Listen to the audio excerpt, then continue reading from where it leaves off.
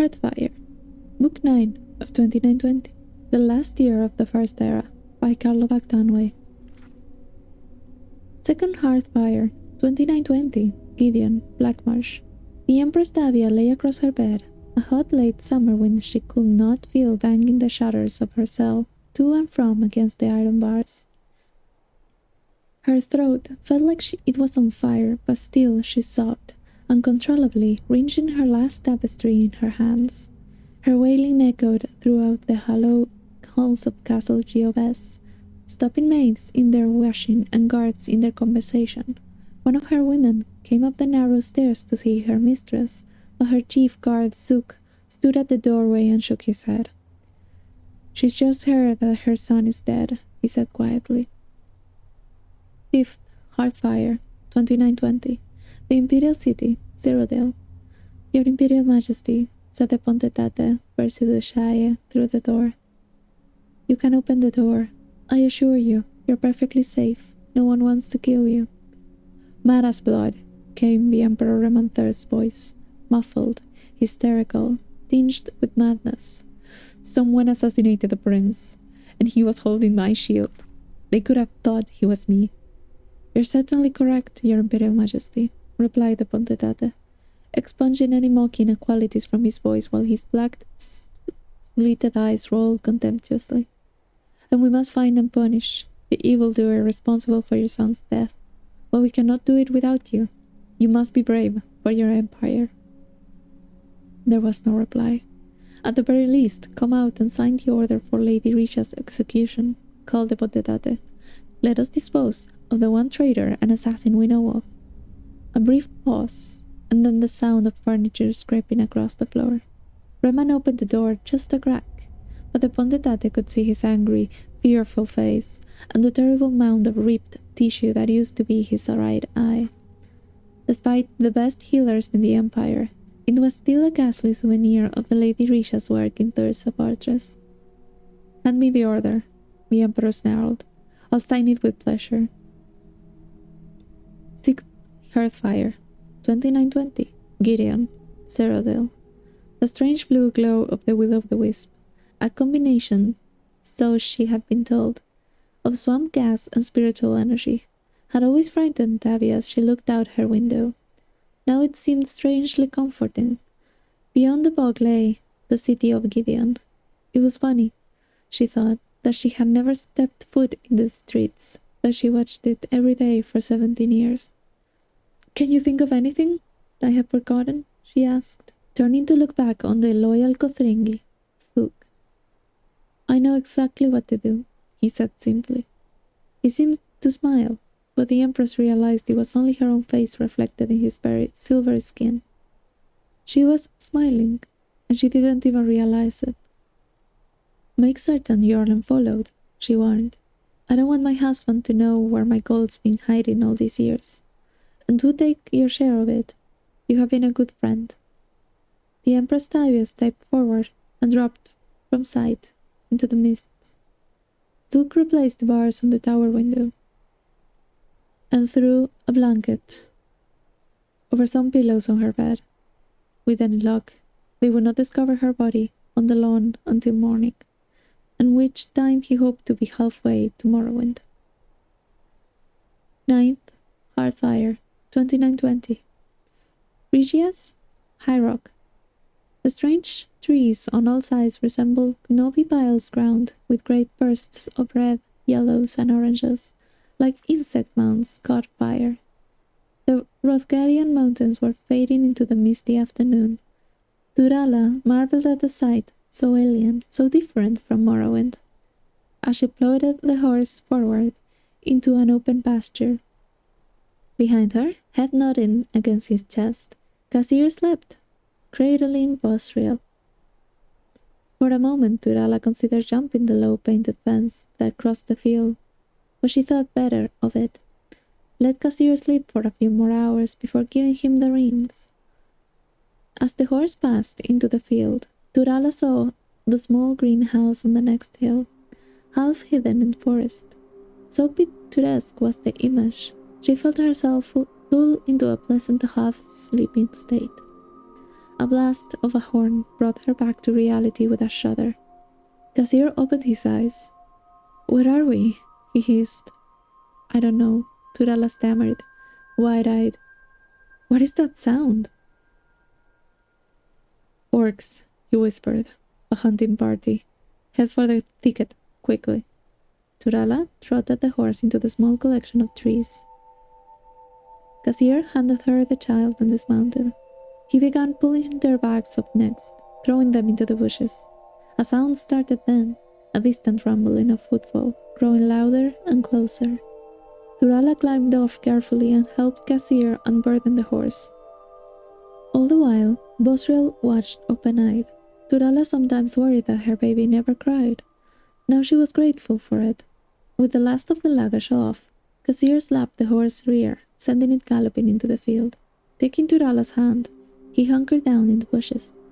"With luck," he murmured, "they will think she's wild or belongs to the farm, and won't go looking for the rider." As he spoke, a horde of orcs surged into the field, blasting their horns.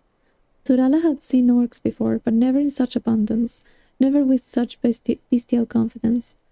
Roaring with delight at the horse and its confused state, they hastened past their timber where Kasir, Turala, and Bosriel hid. The wildflowers flew into the air at their stampede, powdering the air with seeds. Turala tried to hold back a sneeze, and thought she succeeded. One of the orcs heard something, though, and brought another with him to investigate. Kasir quietly unsheathed his sword, mustering all the confidence he could. His skills, such as they were in spine, not combat, but he vowed to protect Turala and her babe for as long as he could. Perhaps he would slay these two, he reasoned, but not before they cried out and brought the rest of the horde. Suddenly, something invisible swept through the bushes like a wind. The orcs flew backwards, falling dead on their backs. Turala turned and saw a wrinkled crone with bright red hair emerge from a nearby bush. "I thought you were going to bring them right to me," she whispered, smiling. "Best come with me." The three followed the old woman through the deep crevasse of bramble bushes that ran through the field towards the house on the hill. As they emerged on the other side, the woman turned to look at the orcs feasting on the remains of the horse, a blood-soaked orgy to the beat of multiple horns. "What, that horse yours?" she asked. When Kasir nodded, she laughed loudly. "That's rich meat, that is. Those monsters will have bellyaches and flatulence in the morning. Serves them right." "Shouldn't we keep moving?" whispered Turala, unnerved by the woman's laughter. "They won't come up here," she grinned, looking at Bosriel, who smiled back. "They are too afraid of us." Turala turned to Kasir, who shook his head. "Witches. Am I correct by assuming that this is old Barbine's farm, the home of the Skeffington Coven?" "You are, pet." The old woman giggled girlishly, pleased to be so infamous. "I am Ministia Skeffington." "What did you do to those orcs?" asked Turala. "Back there, in the thicket." "Spirit fist right side ahead," Ministia said, continuing the climb up the hill. Ahead of them was the farmhouse grounds, a well, a chicken coop, a pond, women of all ages doing chores, the laughter of children at play. The old woman turned and saw that Turala did not understand. "Don't you have witches where you come from, child?" "None that I know of," she said. "There are all sorts of wielders of magic in Tamriel," she explained. "The Sijiks study magic like it's their painful duty.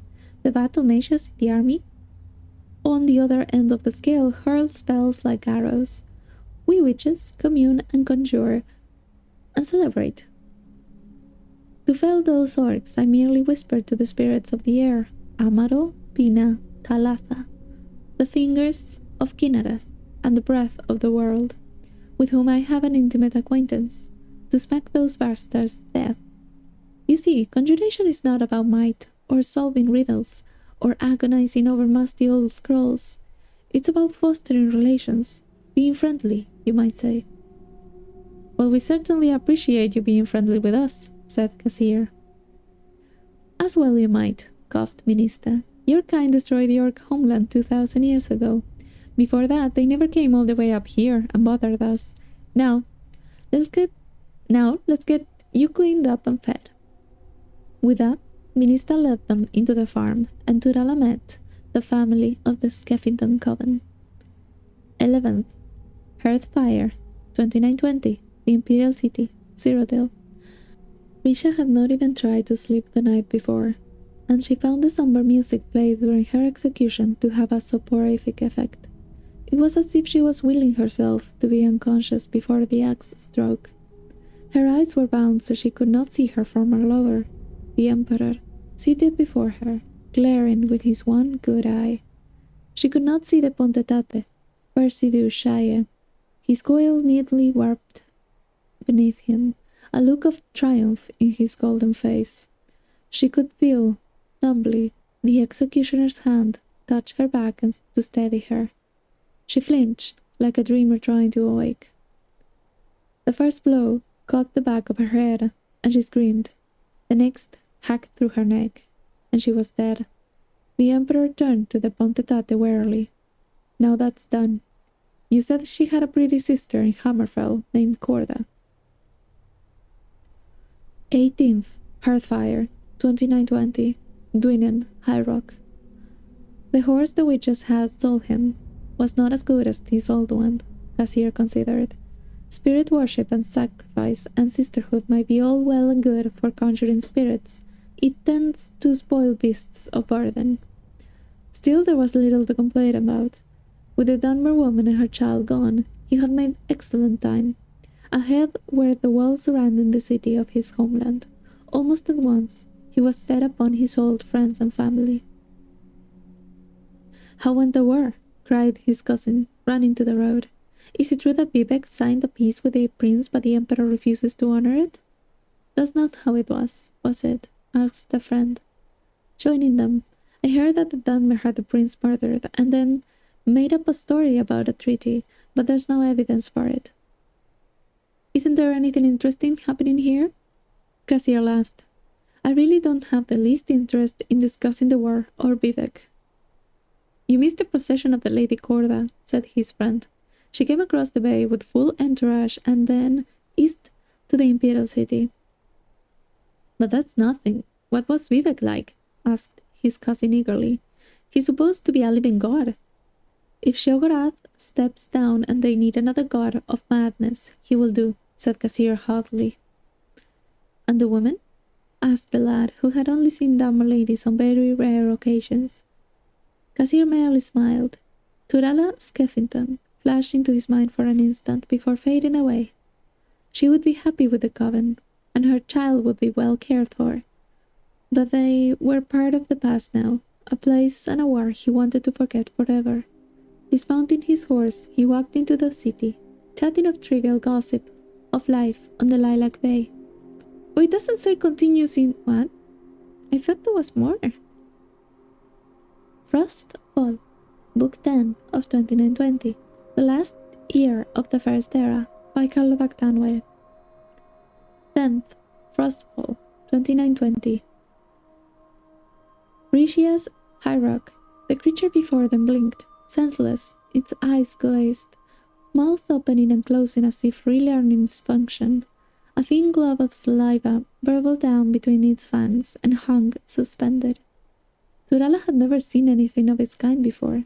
Reptilian and massive, perched on its hind legs like a man.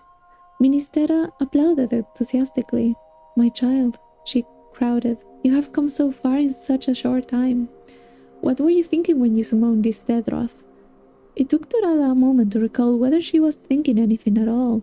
She was merely overwhelmed that she had reached out across the fabric of reality into the realm of oblivion, and plucked forth this loathsome creature, conjuring it into the world by the power of her mind. "I was thinking of the color red," Turala said, concentrating. "The simplicity and clarity of it. And then I desired and spoke the charm, and this is what I conjured up." "Desire is a powerful force for a young witch," said Nistera, "and it is well matched in this instance, for this Deathroth is nothing if not a simple force of the spirits. Can you release your desires as easily? Turala closed her eyes and spoke the dismissal invocation. The monster faded away like a painting in sunlight, still blinking confusedly. Ministera embraced her dark elf pupil, laughing in delight. I never would have believed it. A month and a day you have been in the coven, and you are already far more advanced than most of the women here. There is powerful blood in you, Turala. You touch spirits like you were touching a lover. You will be leading this coven one day. I have seen it. Turala smiled. It was good to be complimented. The Duke of Mournhold had praised her pretty face, and her family, before she had dishonored them, praised her manners. Kasir had been nothing more than a companion. His compliments meant nothing. But with Ministera, she felt she was home. You'll be leading the coven for many years yet, great sister, said Turala. I certainly intend to, but the spirits, while marvelous companions and faultless tellers of truth, are often hazy about when and hows. You can't blame them really, when and how means so little to them. Ministera opened the door to the shed, allowing the brisk autumn breeze in to dispel the bitter and fetid smells of the Deathroth. Now, I need you to run an errand to Wayrest. It's only a week's ride there, and it's week ride back. Bring Doriatha and Selefina with you. As much as we try to be self-sufficient, there are herbs we can't grow here, and we seem to run through an enormous quantity of gems in no time at all. It's important that the people of the city learn to recognize you as one of the wise women of Skeffington Coven. You will find the benefits of being notorious far outweigh the inconveniences. Turala did as she was obeyed. As she and her sisters climbed aboard their horses, Ministera brought her child, little 5-month-old Bosriel, to kiss her mother goodbye. The witches were in love with the little dumber infant, fathered by a wicked duke, birthed by a wild alien elves in the forest heart of the empire.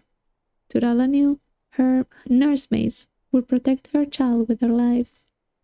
After many kisses and a farewell wave, the 3 young witches rode off into the bright woods, under a covering of red, yellow, and orange. 12th, Frostfall, 2920, Dwinnen, High Rock. For a midday evening, the least loved Porcupine Tavern was widely crowded. A roaring fire in the pit in the center of the room cast an almost sinister glow on all the regulars, and made the abundance of bodies look like a punishment tapestry inspired by the Arcturian heresies. Kasir took his usual place with his cousin and ordered a flagon of ale. "Have you been to see the Baron?" asked Palith. "Yes, he may have work for me in the palace of Udabius," said Kasir proudly, "but more than that I can't say. You understand, secrets of state and all that. Why are there so many damn people here tonight?" A shipload of dark elves just came in the harbor. They have come from the war. I was just waiting until you got here to introduce you as another veteran. Kasir blushed, but regained his composure enough to ask, "What are they doing here? Has there been a truce?" "I don't know the full story," said Halith, "but apparently the Emperor and Vivek are in negotiations again. These fellows here have investments they were keen to check on, and they figured things on the bay were quiet enough.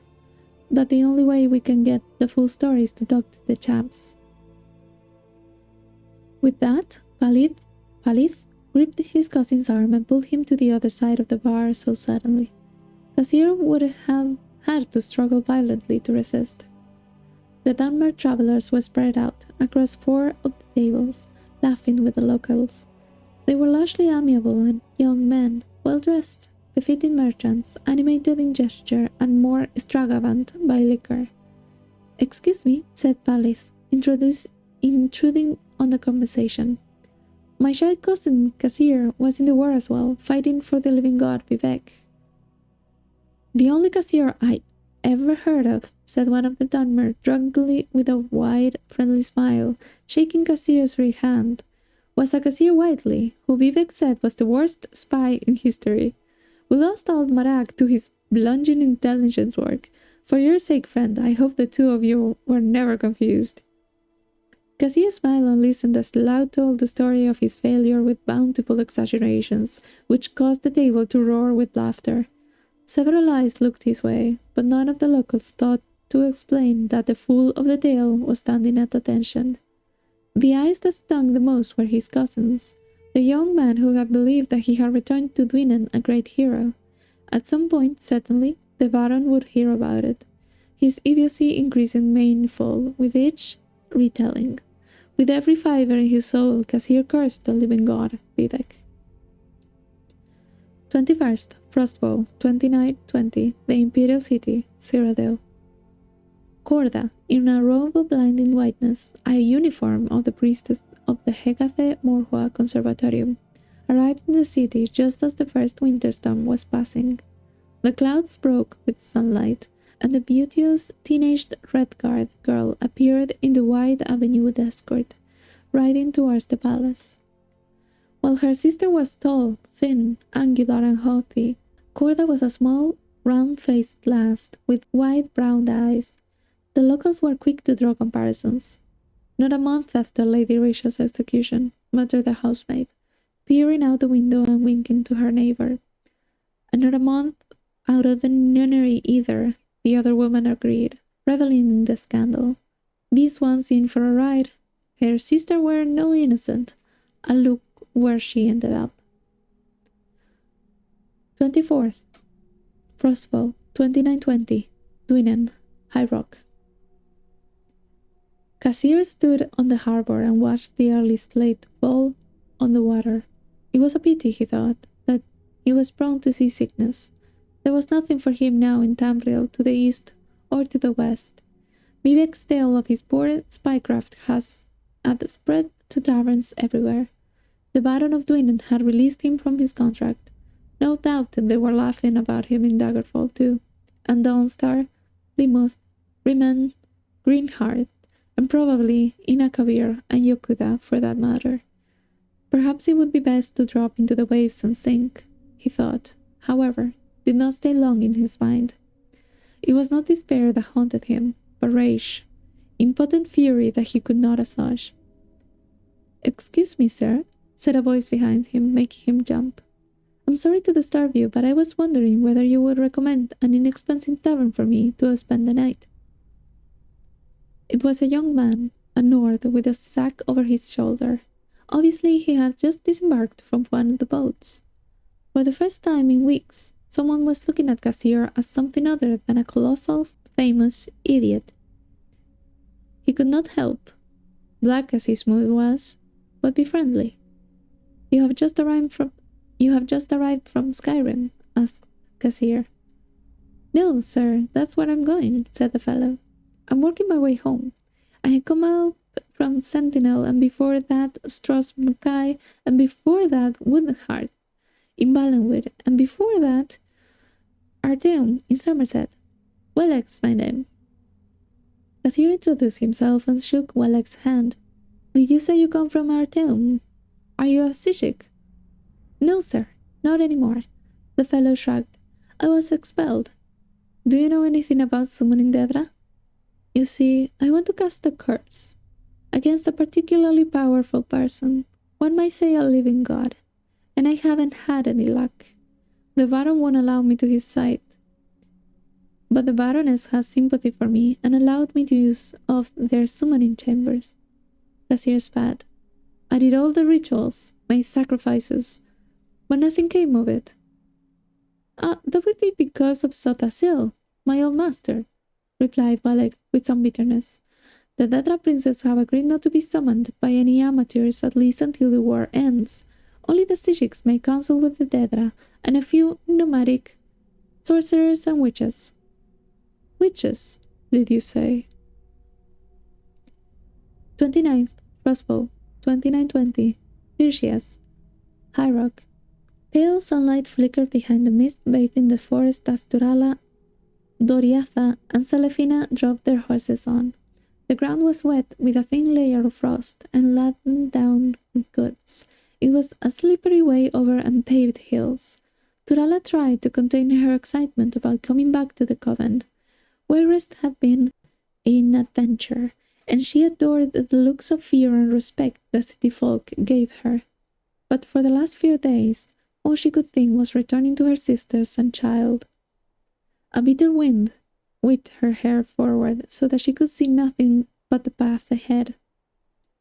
She did not hear the rider approach her side until he was almost upon her. When she turned and saw Kasir, she shouted with as much surprise as pleasure at meeting an old friend. His face was pale and drawn, but she took it to be merely from travel. "What brings you back to Brishias?" she smiled. "Were you not treated well in Dwinen?" "Well enough," said Kasir. "I have a need of the Skeffington Coven." "Ride with us," said Turala. "I'll bring you to Ministera." The four continued on, and the witches regaled Kasir with tales of Wayrest. It was evident that it was also a rare treat for Doriatha and Selefina to live off Bearfin's farm. They had been born there as daughters and granddaughters of Skeffington witches. Ordinary High Rock City life was exotic to them as it was to Turala. Kasir said little but smiled and nodded his head, which was encouragement enough. Thankfully, none of the stories they had heard were about his own stupidity, or at the very least, they did not tell him. Doriatha was in the midst of a tale she had heard in a tavern about a thief who had been locked overnight in a pawn shop when they crossed over a familiar hill. Suddenly, she halted in her story. The barn was supposed to be visible, but it was not. The other three followed her gaze into the fog, and a moment later, they rode as fast as they could towards what was once the site of the Skeffington Coven. The fire had long since burned out. Nothing but ashes, skeletons, and broken weaponry remained. Kasir recognized at once the signs of an hour raid. The witches fell from their horses, racing through the remains, wailing. Selefina found a tattered, bloody piece of cloth that she recognized from Ministera's cloak. She held it to her ashen face, sobbing. Turala screamed for Bosrael, but the only reply was the high whistling wind through the ashes. "Who did this?" she cried. Tears streaking down her face. "I swear I'll conjure up the very flames of oblivion. What have they done with my baby?" "I know who did it," said Kasir quietly, dropping from his horse and walking towards her. "I've seen these weapons before. I fear I met the very fiends responsible in Dwinen, but I never thought they would find you. This is the work of assassins hired by the Duke of Mournhold." He paused. The lie came easily. Adopt and improvise. What's more, he could tell instantly that she believed it. Her resentment over the cruelty the Duke had shown her had quieted, but never disappeared. One look at her burning eyes told him that she would summon the Dedra and wreak his and her revenge upon Morrowind. And what's more, he knew they would listen. And listen they did. For the power that is greater than desire is rage, even rage misplaced. Another one that doesn't say continues in the next one. Interesting. Sun's Dusk, Book 11 of 2920, The Last Year of the First Era, by Karlovak Tanway. Second Sun's Dusk, 2920, Tel Arun, Morrowind. "A man to see you, Night Mother," said the guard. A Kothringi tribesman who presents his credentials as Lord Zook of Blackmarsh, part of the Imperial garrison of Gideon. "What makes you think I would have even the slightest possible interest in seeing him?" asked the Night Mother with venomous sweetness. "He brings a letter from the late Empress of the Cyrodiilic Empire." "We are having a busy day," she smiled, clapping her hands together with delight. "Show him in." Zook entered the chamber. His metallic skin, though exposed only at his face and hands, caught the light of the fireplace and the lightning of the stormy night from the window. The Night Mother noted also that she could see herself as he saw her, serene, beautiful, fear-inspiring. He handed her his letter from the Empress without a word. Sipping her wine, she read it. The Duke of Morrowind also offered me an appreciable sum to have the Emperor murdered earlier this year, she said, folding the letter. His payment sunk and never was delivered. It was a considerable annoyance, particularly as I had already gone to the trouble of putting one of my ancients in the palace. Why should I assume that your more than generous payment from a dead woman will arrive? I brought it with me, said Zook simply. It is in the carriage outside. Then bring it in, and our business is complete, smiled the Night Mother. The Emperor will be dead by year's end. You may leave the gold with Apaladith, unless you would care for some wine. Zook declined the offer and withdrew. The moment he left the room, Miramore slipped noiselessly back from behind the dark tapestry. The Night Mother offered him a glass of wine, and he accepted it. I know that fellow, Zook, said Miramore carefully. I didn't know he worked for the old Empress, though. Let's talk about you some more, if you don't mind, she said, knowing he would. In fact, not mind. Let me show you my worth, said Miramore. Let me be the one to do the Emperor in. I have already killed his son, and you saw there how well I can hide myself away. Tell me you saw one ripple in the tapestry. The Night Mother smiled. Things were falling into place rather nicely. If you know how to use a dagger, you will find him at Bodrum, she said, and described to him what he must do. 3rd, Sun's Dusk, 2920, Mournhold, Morrowind. The Duke stared out the window. It was early morning, and for the 4th straight day, a red mist hung over the city, flashing lightning. A freakish wind blew through the streets, ripping his flags from the castle battlements, forcing all his people to close their shutters tightly. Something terrible was coming to his land. He was not greatly learned man, but he knew the signs. So too did his subjects. When the messengers reached the 3, he growled, turning to his Castellan. Vivek is part to the north, negotiating the treaty with the Emperor, the man said, his face and voice trembling with fear. Amalexia and Sotasil are at Necrom. Perhaps they can be reached in a few days' time. The Duke nodded. He knew his messengers were fast, but so too was the Hand of Oblivion. 6. Sun's Dusk, 2920, Bodrum, Morrowind. Torchlight caught in the misting snow gave the place an otherworldly quality. The soldiers from both camps found themselves huddled together around the largest of the bonfires, winter-bringing enemies of 80 of warring close together. While only a few of the Dunmer Guard could speak Cyrodiilic, they found common ground battling for warmth. When the pretty Red Guard maiden passed into their midst to warm herself before moving back to the treaty tent, many a man from both armies raised their eyes in approval. The Emperor Reman III was eager to leave negotiations before they had ever begun. A month earlier, he thought it would be a sign of goodwill to meet at the site of his defeat to Vivek's army. But the place brought back more bad memories than he thought it would. Despite the protestations of Pontetate, Bersidushaye, that the rocks at the river were naturally red, he could swear he saw splatters of his soldiers' blood. We have all the particulars of the treaty, he said, taking a glass of hot Yule from his mistress Gorda. But here and now is not the place for signing. We should do it at the Imperial Palace, with all the pomp and splendor this historic occasion demands. You must bring Amalexia with you too, and that wizard fellow. Sotasil, whispered the Pontetate. When? Asked Vivek, with infinite patience. In exactly a month's time, said the Emperor, smiling munificently and clambering awkwardly to his feet. We will hold a grand ball to commemorate. Now I must take a walk. My legs are all cramped up with the weather. Corda, my dear, would you walk with me?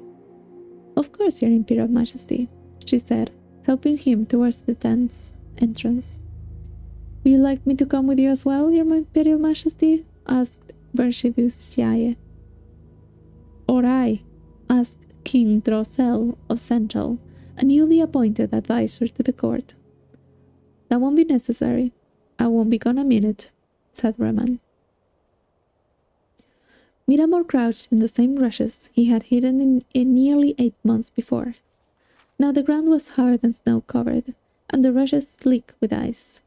Every slight movement he made issued forth a crunch.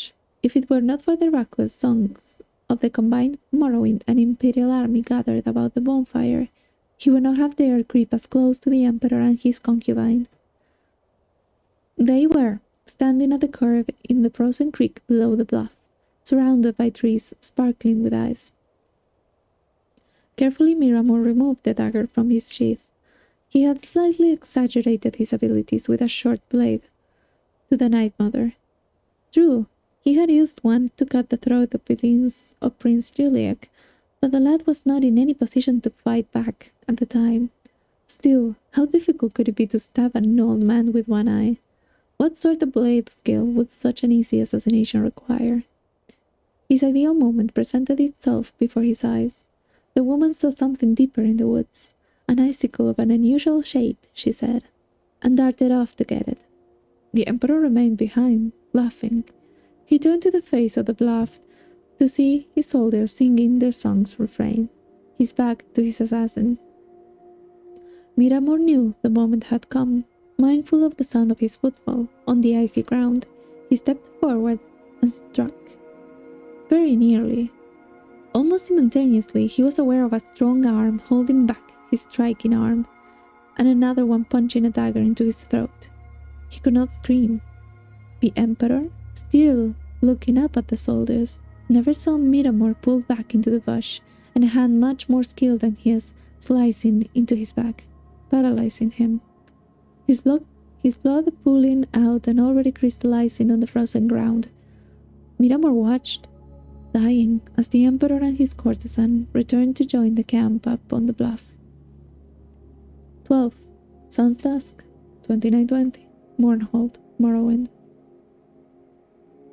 A gout of ever-erupting flame was all that remained of the central courtyard of Castle Mournhold, blasting skyward into the boiling clouds. A thick, tarry smoke rolled through the streets, igniting everything that was wood or paper on fire. Winged bat-like creatures hurried the citizens from their hiding places out into the open, where they were met by the real army. The only thing that kept all of Mournhold from burning to the ground was the wet, spluttering blood of its people. Maroon's Dagon smiled as he surveyed the castle crumbling. "To think I nearly didn't come," he said aloud, his voice booming over the chaos. "Imagine missing all this fun." His attention was arrested by a needle-thin shaft of light piercing through his black and red shadowed sky. He followed it to its source. 2 figures, a man and a woman, standing on the hill above town. The man in the white robe he recognized immediately as Sotha Sil, the sorcerer who had talked all the princes of Oblivion into that meaningless truce. "If you had come for the Duke of Mournhold, he isn't here," laughed Maroon's Dagon. "But you might find pieces of him the next time it rains." "Dedra, we cannot kill you," said Amalexia, her face hard and resolute. "But that you will soon regret." With that, 2 living gods and a prince of Oblivion engaged in battle on the ruins of Mournhold.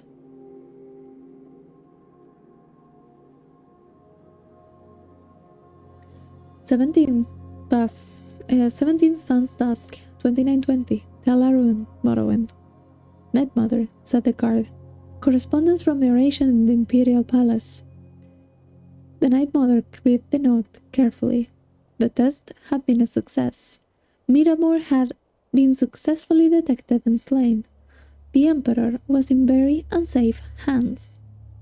The Night Mother responded immediately. 18 Sun's Dusk, 2920, Balmora, Morrowind. Sotha Sil, face solemn and unreadable, greeted Vivek at the ground plaza in front of this palace. Vivek had ridden day and night after hearing about the battle in his tent in Bodrum, crossing mile after mile, cutting through the dangerous ground at Dagoth Ur and blinding speed. To the south, during all the course of the voyage, he could see the whirling red clouds and knew that the battle was continuing, day after day. In Gnisis, he met a messenger from Sothasil, asking him to meet at Badmora. "Where is Almalexia?" "Inside," said Sothasil wearily. There was a long, ugly gash running across his jaw. "She's gravely injured, but Merun's Dagon would not return from oblivion for many a moon." Almalexia lay on a bed of silk, tended to by Vivek's own healers. Her face, even her lips, was grey as stone, the blood stained through the gauze of her bandages. Vivek took her cold hand. Almalexia's mouth moved wordlessly. She was dreaming. She was battling Merun's Dagon again amid the firestone. All around her, the blackened husk of a castle crumbled, splashing sparks into the night sky. The Dedra's claws dug into her belly, spreading poison through her veins, while Almalexia throttled him. As she sank to the ground beside her defeated foe, she saw that the castle consumed by fire was not Castle Mournhold. It was the Imperial Palace. 24th, Sun's Dusk, 2920, the Imperial City, Cyrodiil. A winter gale blew over the city, splashing the windows and glass domes of the Imperial Palace. Quivering light rays illuminated the figures within the surreal patterns. The Emperor barked orders to his staff in preparations for the banquet and ball. This was what he enjoyed the best, more than battle. King Drossel was supervising the entertainment, having strong opinions on the matter. The Emperor himself was arranging the details of the dinner: roast fish, vegetable marrow, cream soups, buttered hellerak, codskrum, tongue in aspic. Pontet de Bersiduciae had made a few suggestions of his own, but the tastes of the Akaviri were very peculiar. The Lady Corda accompanied the Emperor to his chambers as night fell. The years concluded in Evening Star.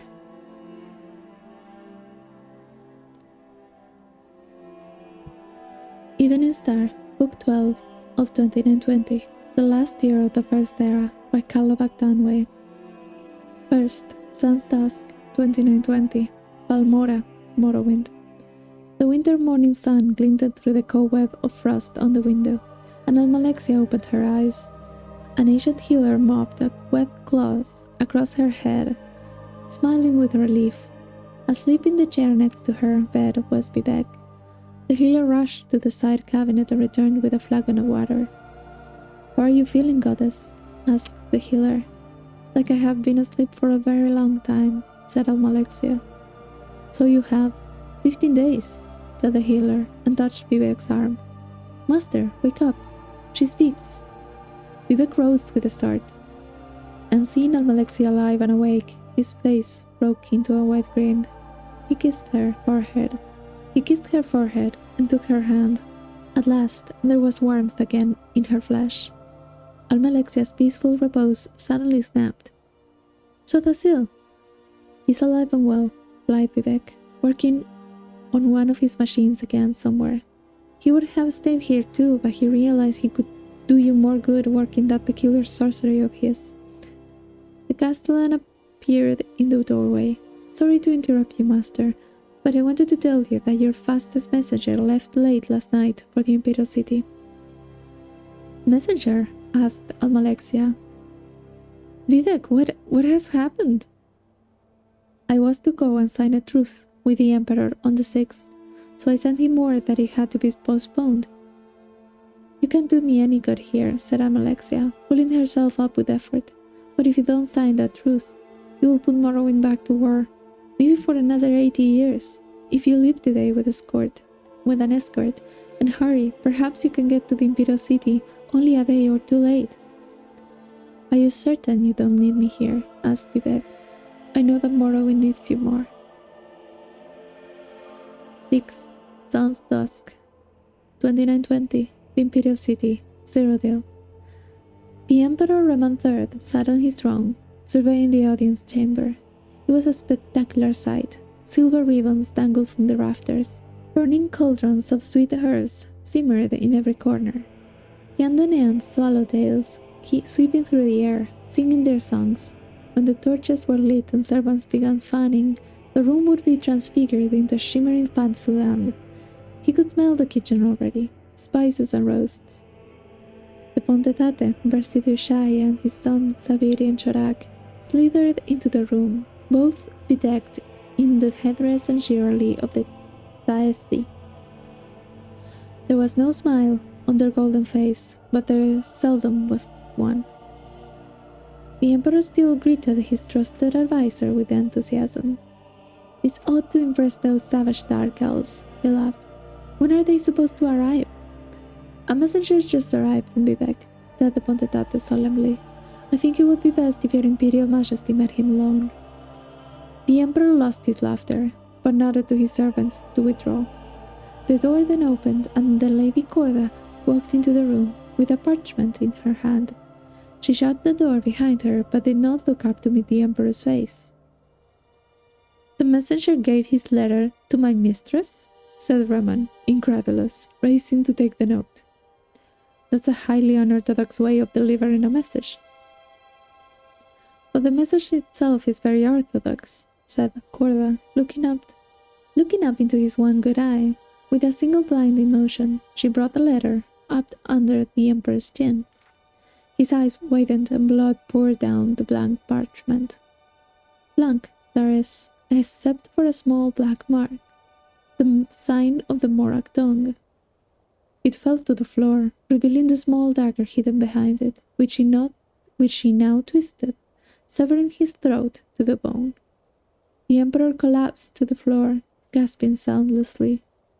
"How long do you need?" asked Savirian Chorak. 5 minutes, said Corda, wiping the blood from her hand. "If you can give me 10, though, I'll be doubly grateful." "Very well," said the Pontetate to Corda's back as she raced from the audience chamber. She ought to have been an Akaviri. The way the girl handles a blade is truly remarkable. "I must go and establish our alibi," said Savirian Chorak, disappearing behind one of the secret passages that only the Emperor's most trusted knew about. "Do you remember? Close to a year ago, Your Imperial Majesty," the Pontetate smiled, looking down at the dying man. "When you told me to remember, you Akaviri have a lot of showy moves, but if just one of our strikes comes through, it's all over for you." "I remember that, you see." The Emperor spat up blood and somehow said the word, "Snake." "I am a snake, Your Imperial Majesty, inside and out, but I didn't lie. There was a messenger from Vivek. It seems he'll be a little late in arriving." The Pontetate shrugged before disappearing behind the secret passage. "Don't worry yourself. I'm sure the food won't go bad." The Emperor of Tamriel died in a pool of his own blood in his empty audience chamber, decorated for a grand ball. He was found by his bodyguard 15 minutes later. Corda was nowhere to be found. 8th, Sun's Dusk, 2920, Caera Suvio, Cyrodiil. Lord Clavius, apologizing profusely for the quality of the road through the forest, was the first emissary to greet Vivek and his escort as they arrived. A string of burning globes decorated the leafless trees surrounding the villa, bobbing in the gentle but frigid night breeze. From within, Vivek could smell the simple feast and a high sad melody. It was a traditional Akaviri wintertide carol. Versudishaya greeted Vivek at the front door. "I'm glad you received the message before you got all the way to the city," said the Pontetate, guiding his guest into the large, warm drawing room. "We are in a difficult transition time, and for the moment it is best not to conduct our business at the capital." "There is no heir?" asked Vivek. "No official one, though there are distant cousins vying for the throne. While we sort the matter out, at least temporarily, the nobles have decided that I may act in the office of my late master." Versudishaya signaled for the servants to draw 2 comfortable chairs in front of the fireplace. Would you feel most comfortable if we signed the treaty officially right now, or would you like to eat something first? You intend to honor the Emperor's treaty? I intend to do everything as the Emperor, said the Ponte Tate. 14th, Sun's Dusk, 2920, Tel Arun, Morrowind. Corda, dusty from the road, flew into the Night Mother's arms. For a moment they stayed locked together, the Night Mother stroking her daughter's hair, kissing her forehead. Finally, she reached into her sleeve and handed Corda a letter. What is it? Asked Corda. A letter from the Ponte Tate expressing his delight at your expertise, replied the Night Mother. He's promised to send us payment, but I have already sent him back a reply. The late Empress paid us enough for her husband's death. Mephala would not have us be greedy beyond our needs. You should not be paid twice for the same murder. So it is written. He killed Risha, my sister. He killed Risha, my sister, said Corda quietly. And so it should be that you struck the blow. Where will I go now? Whenever any of your holy workers becomes too famous to continue the crusade, we send them to an island called Bonura. It is not more than a month's voyage by boat, and I have arranged for a delightful estate for your sanctuary. The Night Mother kissed the girl's tears. You meet many friends there, and I know you will find peace and happiness at last, my child. 19. Sun's Dusk, 2920, Mournhold, Morrowind. Almalexia surveyed the rebuilding of the town. The spirit of the citizens was truly inspirational, she thought, as she walked among the skeletons of new buildings standing in the blackened and shattered remains of the old. Even the plant life showed a remarkable resilience. There was life, yet, in the blasted remains of the cranberry and rooibrush shrubs that once lined the main avenue. She could feel the pulse. Come springtide, green would bolt through the black. The Duke's heir, a lad of considerable intelligence and sturdy Dunmer courage, was coming down from the north to take his father's place. The land would do more than survive, it would strengthen and expand. She felt the future much more strongly than she saw the present. Of all the things she saw most certain of, she knew that Mournhold was forever home to at least one goddess. 22nd, Sun's Dusk, 2920, the Imperial City, Cyrodiil. The Cyrodiil line is dead, announced the Ponte Tate to the crowd gathered beneath the speaker's balcony of the Imperial Palace. But the Empire lives. The distant relatives of our beloved Emperor have been judged unworthy of the throne by the trusted nobility who advised His Imperial Majesty throughout this long and illustrious reign. It has been decided that as an impartial and faithful friend of Bremen III, I will have the responsibility of continuing on in his name. The Akaviri paused, allowing his words to echo and translate into the ears of the populace. They merely stared up at him in silence. The rain had washed through the streets of the city, but the sun, for a brief time, appeared to be offering a respite from the winter storms. I want to make it clear that I am not taking the title Emperor, he continued. I have been and will continue to be Ponte Tate, Versudushaya, an alien welcome kindly to your shores. It will be my duty to protect my adopted homeland, and I pledge to work tirelessly at this task until someone more worthy takes the burden from me. As my first act, I declare that in commemoration of this historical moment, beginning on the 1st of Morning Star, we will enter year 1 of the Second Era, as time will be reckoned. Thus, we mourn the loss of our imperial family and look forward to the future. Only one man clapped at these words. King Drossel of Central truly believed that this would be the finest thing to happen to Tamriel in history. Of course, he was quite mad. 31st, Sun's Dusk, 2920, Ebonheart, Morrowind. In the smoky catacombs beneath the city where Soda's Hill forged the future with his arcane clockwork apparatus, something unforeseen happened. An oily bubble seeped from a long-trusted gear and popped immediately. The wizard's attention was drawn to it, and to the chain that tiny action triggered. A piped shift half an inch to the left.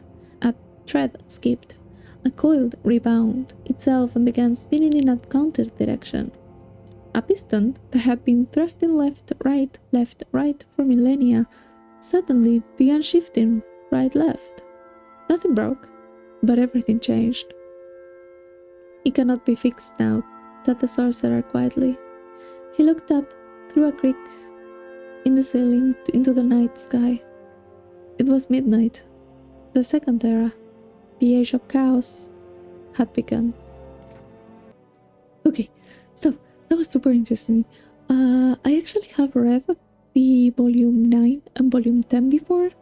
I kind of understood, I kind of remembered a little bit of what was going on. I was like, oh, I read this at some point. But at that point, I didn't have any context to whatever was going on. So actually knowing why the Empress did what she did and how everything was connected, it was pretty good. I mean, I had read before a few others, and I was kind of like, again, I didn't have any context. I didn't have like the full story. That was a really interesting book. I loved it. I mean, really interesting series of books. 12, in fact. That was really good. Really good. I'm very happy that I actually read everything in that. So interesting. Yeah, so much betrayal, so much paranoia, so much everything. So, it was super interesting. I really liked all of the characters and how basically everything was intertwined.